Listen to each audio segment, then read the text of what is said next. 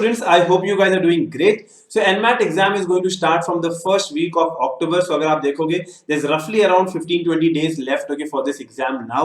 So आपको last के दिनों में क्या करना चाहिए? Now the point is this: NMAT exam में there are some 3-4 ऐसे areas हैं, okay, this is a specific areas of NMAT where a lot of students they lose their marks, okay, because ऐसे टाइप के questions आपको दूसरे exams में नहीं आते हैं. सो आज का ये जो वीडियो है ना वो यही बताने वाला है कि आपको लास्ट के जो डेज हैं, आपके लास्ट के 15-20 डेज है, विच आर दोस 3-4 एरियाज जिस पे आपको फोकस करना चाहिए. Okay, so let's get started. Okay, and a quick reminder is to subscribe the channel guys, और बेल आइकन भी दबा देना सो दैट आपको सारी अपडेट्स मिलती रहे. अगला 3-4 महीना बहुत सारी अपडेट्स रहने वाली हैं, तो yes, this channel will definitely help you. Okay, now like some hygiene factors first. Okay, कि जो आपको पता होगा पहले से मेरे हिसाब से कि भाई जो नंबर ऑफ क्वेश्चंस हैं वो तो तीनों सेक्शन में सेम है, 36 36 36. ओके, यहाँ पे एक पॉइंट मैं हाईलाइट करना चाहता हूँ. एनमैट का जो मेन कैंपस है यानी कि NMIMS मुंबई, ये सेक्शनल कट ऑफ भी लेता है. Okay, and normally the sectional cut off is 75 और 76 मार्क्स, ओके, पर सेक्शन. दैट मींस अगर आप 76 भी लेते हो तो टोटल पकड़ो तो 228 होता है.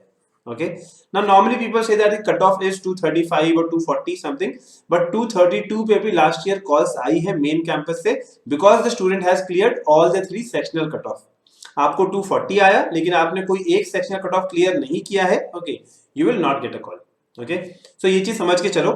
Now when I am saying that, that's one of the major reasons क्यों मैं वीडियो बना रहा हूँ, क्योंकि आपको अपना सेक्शनल कट ऑफ कैसे क्लियर करना चाहिए. हर सेक्शन में ऐसे कुछ एरियाज हैं जहां पे स्टूडेंट्स मार्क्स अपने लूज करते हैं. Okay, so I am going to tell you specifically for each and every section. So yes, you can choose the order of the section, and okay, it is very common sense कि आपको ऐसा section सबसे पहले रखना है जहां पे आपकी जो स्पीड है वो सबसे अच्छी होगी, आपकी एक्यूरेसी सबसे अच्छी होगी, आपकी जो आप कह सकते हो आपको स्ट्रेंथ एरिया होना चाहिए. ओके, आप कोई भी क्वेश्चन स्किप नहीं कर सकते हो, आपको क्वेश्चन अटेम्प्ट करना ही करना है. इनफैक्ट अगर लास्ट के क्वेश्चन आपने अनअटेम्प्टेड कर दिए, ओके, लेट्स से ये 36 में से 30 क्वेश्चंस अटेम्प्ट किए, लास्ट के 6 क्वेश्चंस आपने छोड़ दिए, टाइम खत्म हो गया. ओके, तो भाई ऐसे 6 क्वेश्चंस पे आपको नेगेटिव मार्क्स मिलेगा. अब क्या नेगेटिव मार्क्स है, NMAT doesn't tell us that, but NMAT ये बोलता है कि अगर आपने क्वेश्चंस को छोड़ा तो आपको नेगेटिव मार्क्स मिलने वाले हैं. दैट मींस आपको क्वेश्चंस को स्किप तो जो करना नहीं है, लेकिन सारे क्वेश्चंस अटेम्प्ट भी करना है. सो कोशिश करके आओ कि you are attempting all of these questions, okay, that you have here. Okay, हर सेक्शन में 36 36 36 अटेम्प्ट तो डेफिनेटली करके आना है. ठीक है, now going ahead, let's start with quants first. Quants एक ऐसा सेक्शन है जहां पे सबसे ज्यादा स्टूडेंट्स के सेक्शनल कट ऑफ क्लियर नहीं होते. Why is it so? क्योंकि अभी अगर आप देखो, okay, what I am telling you, you have to get, okay, how much, close to 76 marks आपको इस सेक्शन में लाना है. नाउ 76 मार्क्स अगर लेके आना है, that means you have to रफली get somewhere around 26 questions correct out of 36. So 36 questions in all है टोटल, और ये 36 में से आपको 26 करेक्ट लेके आना है. Now understand, look at the major areas. Okay, data interpretation पे 12 questions हैं. Okay, here in arithmetic you are getting 9 questions.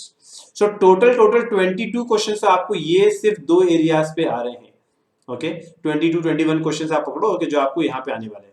आपको ये 21-22 questions में से you have to get at least 15 questions correct. That means बिना data interpretation के आपका paper clear नहीं होने वाला है. Okay, so you have to be good in terms of your calculation speed. Data interpretation में आपको सारे arithmetic के ही टॉपिक्स लगते हैं. वहां परसेंटेज कैलकुलेशन लगेगा, रेशियो का कैलकुलेशन लगेगा, एवरेजेस का कैलकुलेशन लगेगा. So these are things that you have to do there. So arithmetic and data interpretation, these are going to be the most important thing when you have to clear your quants cutoff. So आपको क्या करना चाहिए last के 15 days में? Just go ahead, okay, into the study portal. आपका जो MBAP का study portal हमने सारे अपने स्टूडेंट्स को दिया हुआ है, आप यहाँ पे जाओ, you come here, you will see that, okay, you have non-CAT की बुक्स हमने आपको दी हुई हैं. Get into that. एक बार आप इस पे क्लिक करोगे, okay, once you get into this, so you will get a complete list. Okay, ऐसे लॉजिक में, क्वांट्स में, वर्बल में, हर जगह हमने अलग-अलग लिस्ट दी है. ओके, ओके, सो जैसे यहाँ पे आपको मैंने डेटा इंटरप्रिटेशन का मैं अलग से आपको मटेरियल बता रहा हूँ, and this material is completely for the NMAT level of questions. So last के 15 डेज में ना एनमैट स्पेसिफिक पढ़ाई करो. देखिए, एनमैट स्पेसिफिक पढ़ाई करो. ये सारे जो पीडीएफ, ये सब जितना भी मटेरियल हमने आपको दिया है, these are those NMAT specific material. जाओ यहाँ पे इसको सॉल्व करो. अगर आप यहाँ डीआई में जाओगे, in DI, okay, DS, okay, you will see multiple such PDF. जाओ इसको ओपन करो. So this is the focus area in quants that you should be doing towards the end, okay, in the last 15 days. ऐसे ही quants में जाओगे तो arithmetic वाला जो area है, percentages है, okay ना, ये सब चीजें ओपन करो, इसको करना स्टार्ट करो. Okay, now this is there with regards to your arithmetic, okay, or quants is what we were telling you. आगे देखते हैं. Now VARC, okay, again the challenge here is that इसके अंदर टाइम कम कर दिया इन्होंने.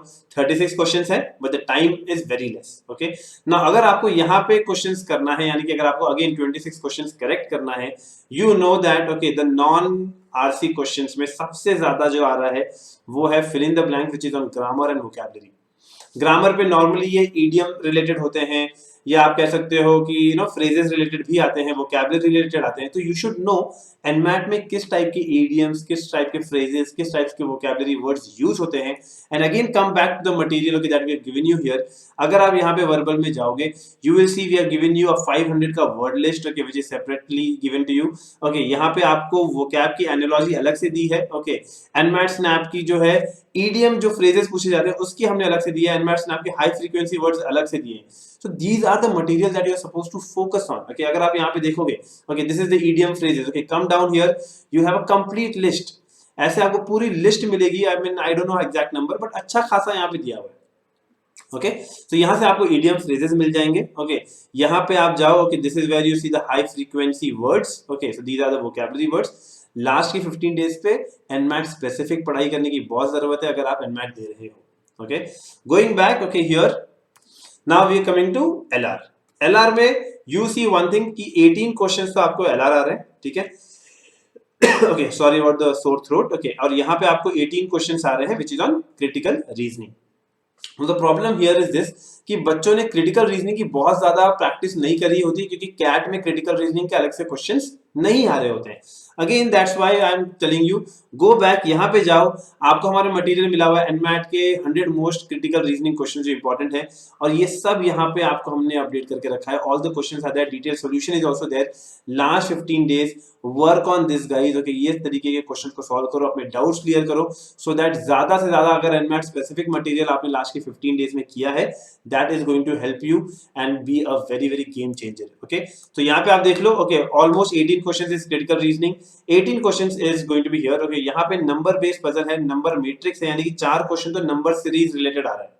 ओके, इनपुट आउटपुट के 8 questions आते ही आते हैं.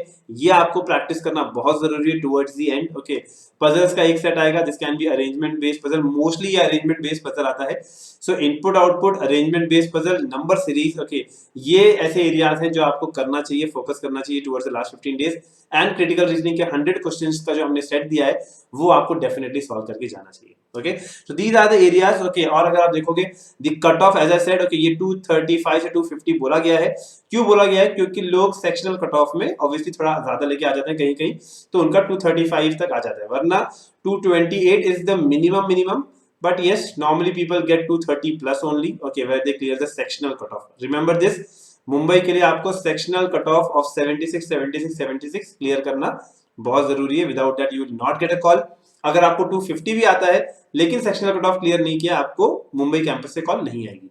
Okay, alright, going ahead, Bangalore, Hyderabad, Navi Mumbai and Indore, यहाँ पे कुछ भी सेक्शनल कट ऑफ नहीं है, तो अगर आपका ओवरऑल क्लियर होता है you will get a call. Okay, going for other campuses, तो यहाँ पे आपको जेवियर्स का जो ह्यूमन रिसोर्स का प्रोग्राम है, ओके, यहाँ पे आपके कट ऑफ दिख रहे हैं. तो majorly if you are crossing a 220 okay और 225 you will have lot of options. Okay, last की 15 डेज में मेहनत कर लो, स्पेसिफिक पढ़ाई करो. I have shown you everything. If you have any doubts put it in the comment section, will be there to help you. All the best.